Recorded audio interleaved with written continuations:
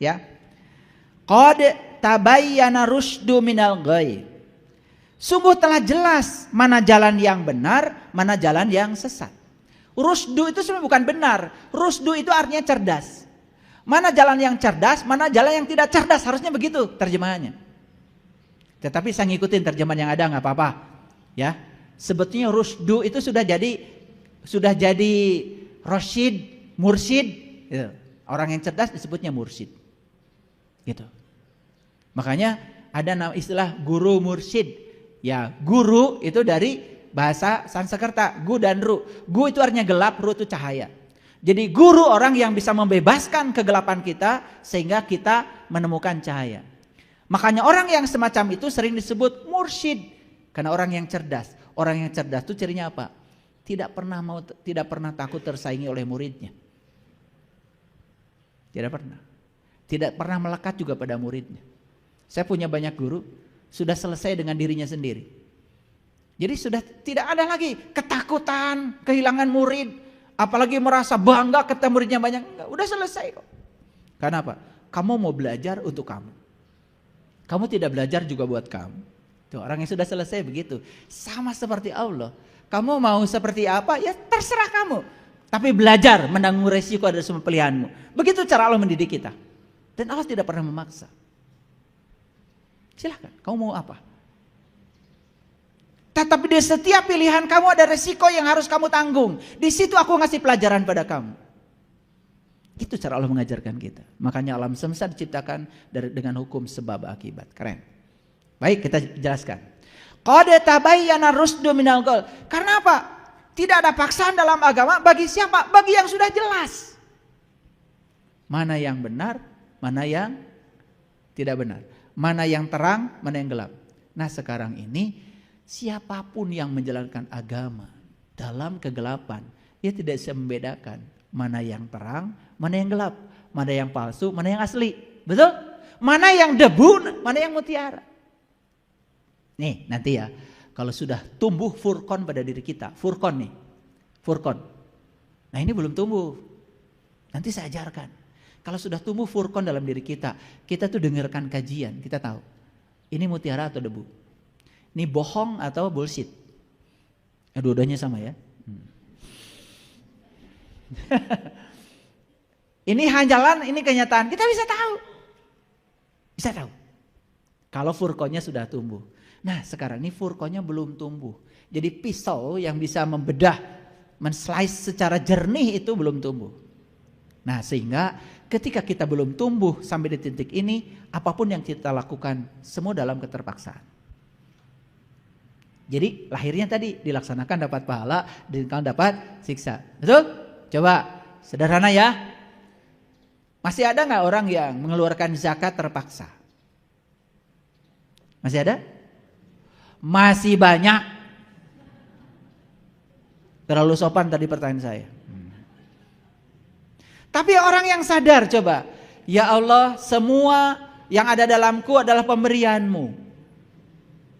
Kalau aku memberi kepada orang, sesungguhnya aku tidak berbuat baik pada siapapun, karena aku berbuat baik pada diriku sendiri. Semua pemberianku adalah untukku dan kembali padaku, bahkan berkahnya untukku. Aku berterima kasih pada orang-orang yang mau aku beri, karena dengan mereka aku bisa berbuat baik. Bukan memaksa orang lain berterima kasih pada dia yang memberi, tapi dia berterima kasih pada orang-orang yang mau diberi. Orang yang seperti ini memberi sudah tidak keterpaksaan lagi. Zakatnya bukan 2,5%, 50% zakatnya.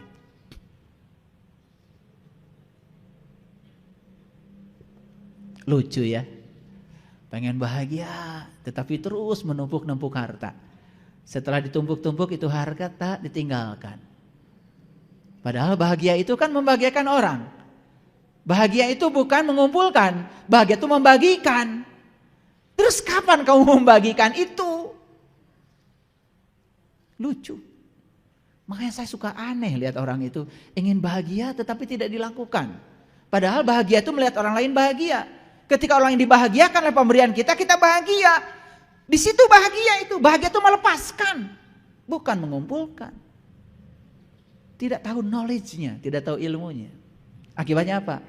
Gitu ada yang nagih ke rumah aja zakat, aduh, diumpat-umpat hartanya. Harta saya cuma segini, Pak Ustadz. Diumpat-umpat. Padahal kita sedang membohongi diri kita sendiri.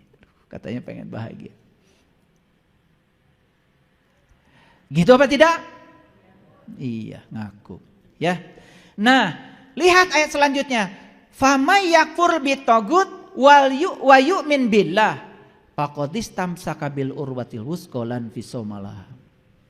Karena itu barang siapa yang tertutup kepada tagut dan beriman kepada Allah, maka sesungguhnya ia telah berpegang kepada tali Allah yang kuat. Siapa yang akan bisa menjalankan agama tanpa paksaan? Hanya satu. Sudah tertutup pada tagut dan sudah beriman sungguh-sungguh kepada Allah. Kalau dia sudah ketemu talinya yang kuat, maka apapun yang dilakukan bukan lagi keterpaksaan. Jadi kenapa kita merasa terpaksa menjalankan agama selama ini? Karena kita masih tertutup kepada Allah. Justru terbuka pada tagut. Harusnya tertutup pada tagut, terbuka kepada Allah. Tahu tagut? Sudah dijelaskan minggu yang lalu. Tagut itu adalah pikiran gelap kita. Sering disebut setan, sering disebut iblis. Itu tagut. Tagut itulah pikiran gelap kita. Ketika pikiran kita belum tercahayakan oleh cahaya ilahi, karena kita masih tertutup dari cahaya Allah, masih tertutup, tercover, maka itulah tagut. Maka kita dikendalikan oleh pikiran kita sendiri. Jadi sudah ketemu nggak solusinya sekarang? Gimana caranya saya menjalankan agama tanpa keterpaksaan? Satu, ikuti cara beragama para leluhur kita. Makanya Nabi Muhammad mengatakan awaludin ma'rifatullahi ta'ala wa rasul. Awalnya agama kenali dulu Allahmu. Kalau kamu udah kenal Allah, maka kamu cara beragamanya itu menjadi penuh dengan sukacita. Ada rasa, sholat ada rasa, saum ada rasa, Idul Fitri ada rasa, iman ada rasa, Islam itu ada rasa. Saya tidak bisa cerita rasanya bagaimana. Saya cuma ingin menyampaikan pada kalian semua, itu semua ada rasanya.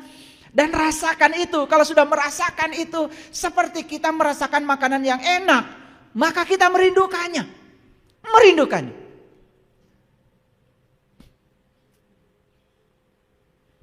Ulangi.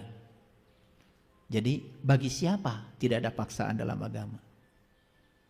Bagi orang yang sudah terbuka mata kolbunya kepada Allah. Tertutup dia dari tagut, maka dia sudah cerdas. Dia sudah bisa memilah mana sampah, mana mutiara. Itulah ayat ini dipungkas dengan wallahu sami'un alim, dan Allah Maha mendengar lagi Maha mengetahui. Jadi judul kita hari ini diambil dari Quran surat Al-Baqarah ayat 256. La ikraha fiddin. Nanti ketika kita menjalankan ini, apapun ritual yang kita lakukan sudah lagi bukan karena kewajiban, tapi karena kecintaan.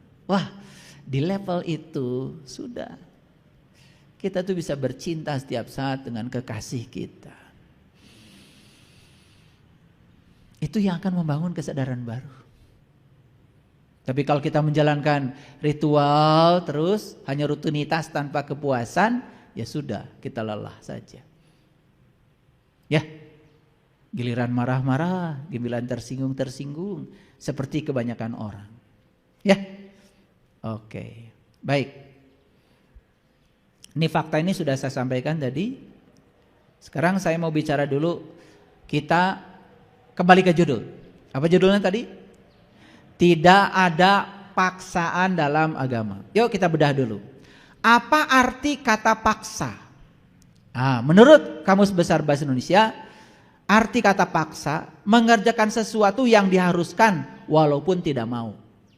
Sebetulnya kan gak mau, cuman karena diharuskan lalu terpaksa mengerjakannya. Gitu? Kalau kita terus melakukan sesuatu yang kita tidak mau, cuma terpaksa, kira-kira ada hasilnya enggak? Kira-kira akan sampai enggak pada motivasi cinta? Akan di situ-situ saja kesadaran kita. Betul? Itu yang membuat kita selama ini, mohon maaf ya, beragama tetapi tidak meningkatkan kesadaran. Kesadaran kita gitu-gitu aja. Sederhana aja. Orang yang sadar kan bersih itu enak.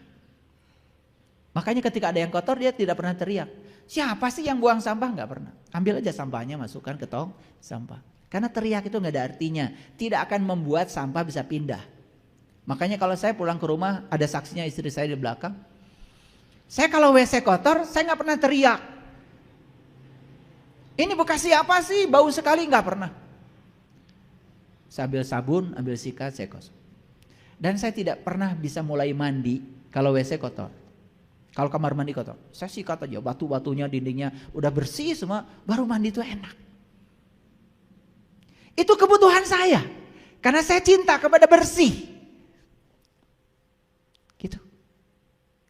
Piring berantakan di dapur, aduh siapa sih yang bekas makan ini? Teriak-teriak itu tidak akan membuat piring jadi bersih. Yang membuat piring jadi bersih ya dicuci, cuci aja, diam-diam aja cuci. Gitu. Ini ada istri saya di belakang, saya baju kalau saya kusut gitu. Saya nyetrika sendiri. Kecuali istri saya mau membantu. Dan saya nggak pernah nyuruh, tolong dong setrikaan, enggak. Saya kadang-kadang ke atas ke tempat seringnya nyetrika sendiri. Tapi kalau istri saya ngejar ke atas karena ingin berbuat baik untuk dirinya sendiri, ya saya hargai. Ya udah saya serahkan. Kan kita ini punya tangan, daripada kita nyuruh-nyuruh terus kan, lebih bagus kita mengerjakannya. Itu yang dikatakan keteladanan menurut saya. Berhenti menyuruh. Lakukan oleh kita. Dan semua orang akan ikut kita. Saya turun ke tempat ikan aja, kolam ikan, enggak masalah kok. Bersih-bersih, seneng. Dan melakukannya seneng. Oke, jadi paksa itu mengerjakan sesuatu yang diharuskan walaupun tidak mau. Contoh kan ada kawin paksa, kerja paksa, bongkar paksa, kan ada tuh. Sudah diputuskan oleh pengadilan gak mau pindah, bongkar paksa. Ya kan? Disuruh kerja gak mau, ya sudah kerja paksa. Dulu kan ada namanya Rodi, zaman penjajahan. Betul gak? Nah kalau paksa itu kan ada konotasi dengan penjajahan kan gitu. Dan agama itu tidak menjajah kita sebetulnya. Karena apapun yang kita lakukan untuk diri kita kok. Nah kita akan terpaksa kalau kita melakukannya buat orang. Coba pencitraan terus. Kenapa Anda sholat? Malu sama tetangga. Nanti tetangga bilang saya nggak sholat. Nah, padahal terpaksa kan? Yang kayak gitu tidak ada hasilnya. Beda kalau untuk diri sendiri. Gitu. Bahkan sebetulnya untuk Allah pun tidak. Agama itu buat kamu kata Allah. Laqad ja'akum basyairum mir rabbikum. Waman absara falinafsi, waman amiya fa'alaiha. Telah datang kepadamu basyirah, penglihatan kolbu, dalam diri kalian tuh ada semuanya. Siapa yang bisa menggunakan penglihatan itu? Keuntungan buat kamu, bukan buat Allah. Dan siapa yang tidak menggunakannya, kerugian juga buat kamu, bukan buat Allah. Coba mulai berfokus pada diri kita sendiri. Oh ternyata buat saya semua ya. Memberi itu ternyata buat saya. Bukan buat siapapun. Itu latihan membebaskan diri dari melakukan sesuatu karena terpaksa. Oke, jadi paksa berhubungan dengan kekerasan bukan? Paksa itu berhubungan dengan kekerasan. Makanya memerintah dengan paksa. Itu kan diktator. Berarti tidak ada kemerdekaan. Jadi jangan sampai kita belajar agama lalu seakan-akan agama itu yang merampas kemerdekaan kita. Padahal agama itu justru untuk membebaskan. Jika kamu sudah menemukan kebenaran, maka kebenaran akan membebaskan kamu. Kenapa Bung Karno memproklamirkan Indonesia 17 Agustus sama dengan rakaat sholat kita 17. Nanti kalau suatu saat belajar ilmu khusus dengan saya ajarkan. Kenapa sholat 17 rakaat dan kenapa Bung Karno memilih kemerdekaan bulan Ramadan hari Jumat 17 Ramadan 17 Agustus sama dengan 17 rakaat sholat. Dan kenapa Bung Karno mengambil lambang negara burung Garuda? Apa kaitannya dengan burung burok yang dipakai Rasul? Apa kaitannya dengan manuk dadali yang sering dibicarakan leluhur kita di tanah Pariangan? Apa hubungannya dengan burung hudhud yang diceritakan oleh Nabi Ibrahim, Nabi Daud, Nabi Musa? Dan ternyata di Quran ada ayat yang mengatakan, jika kamu ingin membebaskan ketertutupan mata kalbumu, maka kamu harus belajar terbang. Kalau belajar terbang, emang manusia punya sayap? Punya. Baca Quran surat Al-Imran ayat 49. Manusia itu punya sayap. Bisa menembus sempadan langit dan bumi. Kalau burung cuma bisa terbang dari pohon ke pohon. Manusia punya sayap. Nah, tadi pagi ada Bagus yang baru di BMK beberapa minggu yang lalu. Kemudian dia sedang merasakan, sekarang ini ayah guru, katanya saya seperti sedang masuk ke pompong. Keren. Tapi saya bilang sama dia, jangan kelamaan di kepompong. Nanti keasikan sendiri ke pompong. Karena tugasmu bukan sampai di kepompong. Makanya saya bilang, dulu sebelum kamu tahu jati dirimu, hidupmu seperti apa? Seperti ulat, menjijikan, merangkak. Begitu ingin mengubah diri, oh ternyata saya selama ini begini-begini aja ya. Udah saya melakukan transformasi diri. Masuk ke dalam kepompong, kemudian keluar. Jadilah kupu-kupu yang indah. Asalnya merangkak jadi terbang. Asalnya dijauhi orang, sekarang anak kecil pun menjadi senang. Ih, kupu-kupu. Makanya hampir tidak ada lagu ulat-ulat yang lucu. Karena lagu yang sudah dikarang cuman kupu-kupu yang lucu. Ada gak ulat-ulat yang lucu? Gak ada lucunya ulat. Tahu gak? Iya, bulunya seperti itu. Sedikit saja kena kulit kita merang. Betul? Gatal-gatal. Cara jalannya aja mengerikan. Tapi dia bertransformasi diri. Puasa. Masuk ke dalam kepompong. Bahkan ada cerita bagus dari seorang peneliti. Ketika dia sudah jadi kupu-kupu dalam kepompong. Digunting saja kepompongnya. Kupu-kupu itu jatuh. Tidak bisa terbang. Ternyata saat dia itu merangkak dari dalam keluar dari kepompongnya, biarkan secara alami. Karena saat dia itu merangkak berusaha untuk keluar dari kepompongnya dengan cara alami, ternyata kadar air di dalam sayapnya itu berkurang dengan cara seperti itu, terbakar dan dia keluar dengan indahnya. Lahirlah lagu kupu-kupu yang lucu. Nih para ulat, kapan mau jadi kupu-kupu yang lucu? Kalau hari ini hidup kita masih merangkak dalam keterpaksaan, yuk kita segera transformasi diri menjadi kupu-kupu yang lucu. Orang lain kalau kita sudah lucu kan, orang lain kan ketemu kita nggak serem lagi, betul nggak? Ibu ini sekarang percaya, wajahnya keren.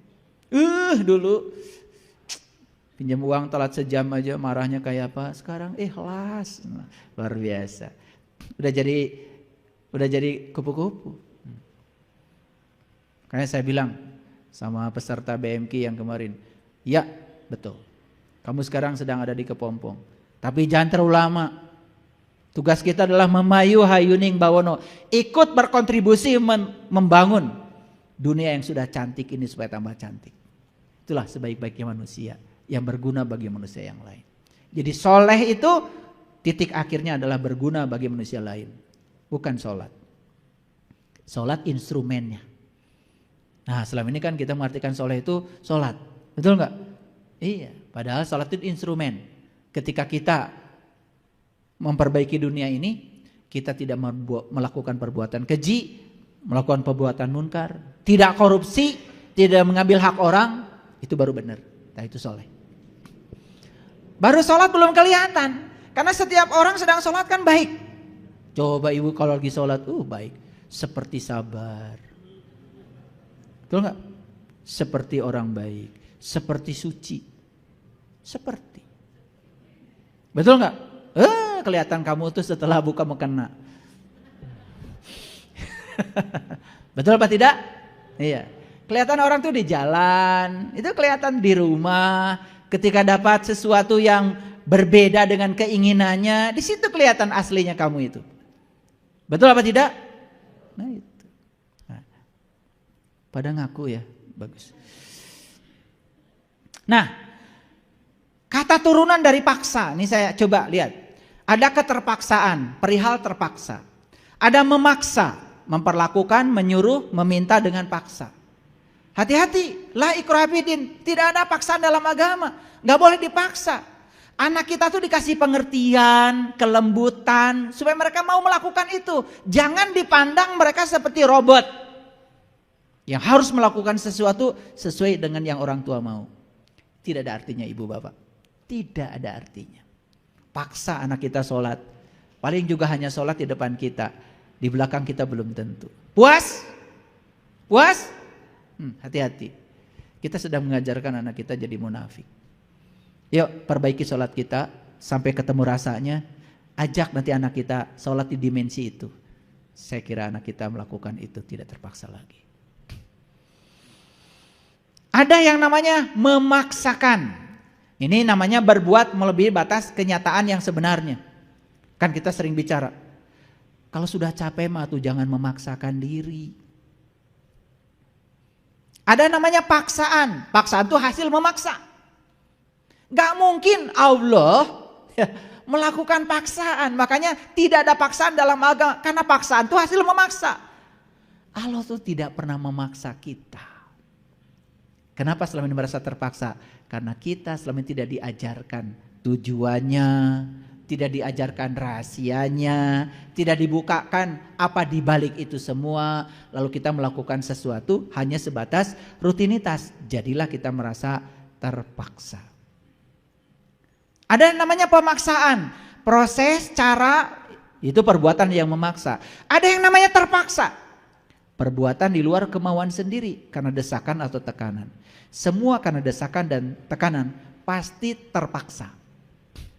Yuk sekarang tanya pada diri sendiri, apakah saya menjalankan agama terpaksa?